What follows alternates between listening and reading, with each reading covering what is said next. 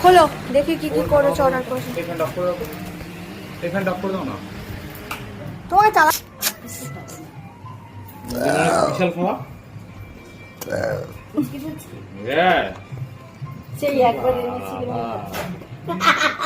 আগের বার কত বড় দিয়েছিল, এখন খানাগুলো কমিয়ে দিচ্ছে, দাম বেরিয়ে দিচ্ছে আর কমিয়ে দিচ্ছে। কেউ কি খাইবা খাইবা নাকি কেউ?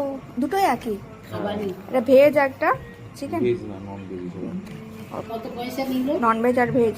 বেশ অফার অফার অফার, দেখি এবার এটা খোলো।